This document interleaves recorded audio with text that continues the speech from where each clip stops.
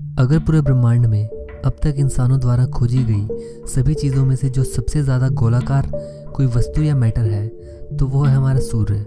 इससे ज़्यादा perfect circular या आप कह सकते हैं कि स्फेरिकल शेप में कोई भी चीज़ नहीं मिली है। और इसके अंदर इतने भीषण विस्फोट होते रहते हैं जो कि हमारी पृथ्वी से भी कई गुना बड़े होते हैं और जिसकी वजह से इसे एनर्जी भी मिलती है। और इसी के बलबूते पर हम लोग भी जिंदा हैं क्योंकि हम अपने सोलर सिस्टम के बिल्कुल हैबिटेबल जोन में आते हैं, जिसका मतलब है कि हर एक सितारे के पास एक ऐसा जोन होता है जहाँ पर जीवन पनप सकता है, जैसे कि हम लोग जी रहे हैं। इस जोन को हैबिटेबल जोन कहते हैं या फिर इसका एक और नाम भी है जो कि गोल्डीलॉक जोन है। इस जोन में पानी ग्रह पर तरल अवस्था में रहता है जैसे कि हमारी पृथ्वी पर है। पर क्या यह एनर्जी कभी खत्म होगी? इसका सीधा जवाब तो हाँ है, पर उसे देखने के लिए क्या हम सब यहाँ होंगे, इसका जवाब दे पाना शायद मुश्किल है। नमस्कार दोस्तों, मिस्ट्री टीवी इंडिया के आज के एपिसोड में आप सभी का स्वागत है। आज हम बात करेंगे कि हमारा सूर्य आखिर कितना गर्म है। आइए जानते हैं अपने सूर्य के बारे में, जो कि हमारे सौरमंडल का लगभग 99% से भी ज़्यादा मैस है। और यह तो आप सब बचपन से पढ़ते आ ही रहे हैं कि सूर्य हमारी एनर्जी का सबसे बड़ा स्रोत है, क्योंकि जो कुछ भी हमारी पृथ्वी पर हो रहा है, हवाएं चल रही हैं, बारिश हो रही है, मौसम बदल रहे हैं, यह सब सूर्य के कारण ही है। और सबसे बड़ी चीज़ जो कि पानी तरल अवस्था में है, यह भी सूर्य के कारण ही है। जैसे कि हमने हैबिटेबल जोन की बात की थी, सूर्य की वजह से ही हम सब लोग अपने लिए पौधों से खाना ले पाते हैं, क्योंकि वो भी सूर्य की रोशनी की मदद से ही खाना बना पाते हैं। तो आप समझ सकते हैं कि सूर्य हमारे लिए कितना ज़्यादा महत्वपूर्ण है, क्योंकि इसके बिना हमारा प्लेनेट जमकर ख़त्म हो जाएगा। ख़त्म हो जाने से अर्थ है कि जीवन का ख़त्म हो जाना।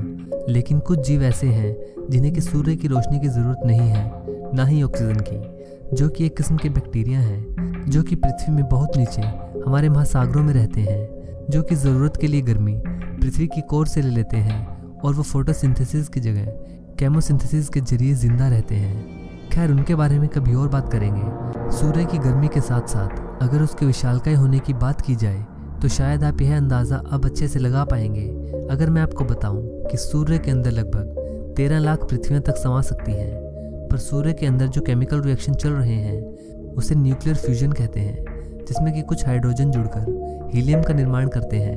और इस निर्माण में बहुत ज़्यादा एनर्जी निकलती है और गर्मी पैदा होती है, जिसके कारण हमारे तक वो आती है और हम सब बने हुए हैं। ऐसा इसलिए होता है क्योंकि सूर्य की कोर में बहुत ज़्यादा गुरुत्वाकर्षण बल है, जिसके कारण हाइड्रोजन एटम मिलकर हीलियम को बनाते हैं। और इतनी एनर्जी का प्रवाह लगातार हो रहा है क्योंकि वहाँ पर इतनी ज़्यादा एनर्जी बन रही है, तो यह बिल्कुल स्वाभाविक है कि वहाँ पर तापमान भी बहुत ज़्यादा अधिक होगा। और जो कि है भी, सूर्य की कोर का तापमान लगभग 1.5 करोड़ डिग्री सेल्सियस है, और जबकि पृथ्वी की कोर का तापमान केवल 6000 सेल्सियस है। और एक खास बात यह है कि जितना पृथ्वी की कोर का तापमान है उतना सूर्य के सरफेस का तापमान है। तो आप अंदाज़ा लगा सकते हैं कि आखिर सूर्य कितना गर्म है। हर एक सेकंड में सूर्य में इतने भीषण रिएक्शन हो रहे हैं कि वो लगभग 60 करोड़ टन हाइड्रोजन को हीलियम में बदल रहे हैं। सब होने के बाद यह एनर्जी हमें सीधा तभी के तभी नहीं मिलती। जैसे कि आप सब जानते ही हैं कि सूर्य की रोशनी हमें प्रकाश की गति के हिसाब से मिलती है, जिसे हमारे तक पहुंचने में लगभग 8 मिनट 20 सेकंड का समय लगता है। पर इससे भी रोचक बात यह है कि जो एनर्जी हमें सूर्य से मिल रही है, यह एनर्जी सिर्फ 8 मिनट पुरानी नहीं, बल्कि यह 10,000 साल या फिर 2 लाख साल पुरानी है। क्योंकि जिस एनर्जी का निर्माण सूर्य की कोर में होता है उसे बाहर आने में काफ़ी समय लगता है, क्योंकि अंदर सूर्य की कोर के पास डेंसिटी इतनी ज़्यादा है कि उसे निकलने में समय लग जाता है, क्योंकि वहाँ पर एब्जॉर्प्शन जैसी चीज़ें भी चलती रहती हैं। वैसे तो सूर्य एक गैस के बादल के समान है, वो कोई ठोस वस्तु की तरह नहीं है। लेकिन शायद आपको जानकर हैरानी हो कि जैसे कि सभी ग्रह घूमते हैं, वैसे ही सूर्य भी अपने एक्सिस पर घूमता है। लेकिन क्योंकि यह एक गैस है तो इसके घूमने की रफ्तार थोड़ी इस तरह से है कि यह पोल्स के पास से लगभग 34 दिन में एक बार घूमता है और इक्वेटर के पास से लगभग 25 दिनों में एक बार घूमना पूरा कर लेता है। और सूर्य पर कुछ ऐसे रिएक्शंस भी होते हैं जिन्हें कि आप सोलर फ्लेयर्स बोलते हैं, जैसे कि आपने कई वीडियोस में देखा भी होगा, जो कि सूर्य के ऊपर काफ़ी बड़े धमाके होते हैं और जिनकी वजह से हमारी ऑरोरा लाइट्स भी बनती हैं, जो कि यहाँ पर देखी जा सकती हैं।